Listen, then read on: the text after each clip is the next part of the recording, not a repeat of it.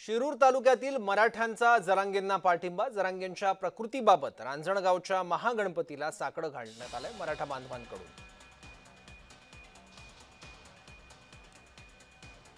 याचा आढावा घेतलाय आपले प्रतिनिधी अमोल दरेकर यांनी. मोठ्या प्रमाणामध्ये आंदोलक या ठिकाणी गणरायाच्या गणपतीचं खरं तर दर्शन घेत या ठिकाणी गणरायाकडे साकडं घातलेलं आहे की जे आझाद मैदानावरती असणाऱ्या मनोजदादांच्या आयुष्यासाठी खऱ्या अर्थानं प्रार्थना करत आहेत. आपल्यासोबत या ठिकाणी काही आंदोलक आहेत. काय सांगाल? खरं तर मराठा समाजाच्यासाठी मनोजदादा हे आझाद मैदानावरती आंदोलन करतायत, आपली काय भूमिका आहे?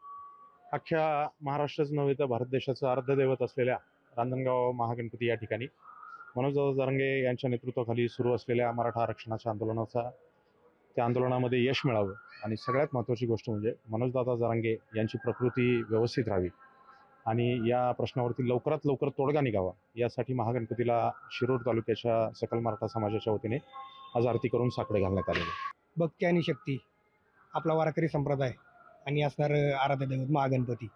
ह्या महागणपतीच्या चरणी सर्व आमचे मराठा बांधव या ठिकाणी जमलेले आहेत.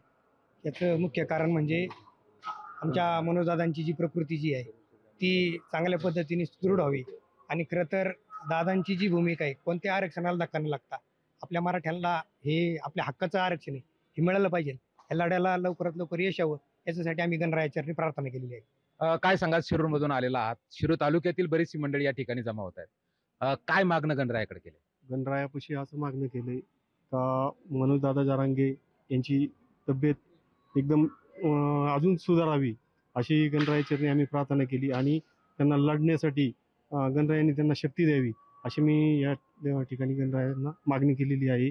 जे मनोज जरांगे पाटील आहे त्यांची प्रकृती खऱ्या अर्थानं स्थिर राहू दे आणि सद्बुद्धी सुचवून या सरकारच्या वतीनं आरक्षणाचा मुद्दा लवकर सुटू दे असं मागणं गणरायाकडे मागण्यात आलेलं आहे. अमोल दरेकर, जय महाराष्ट्र, शिरूर, पुणे.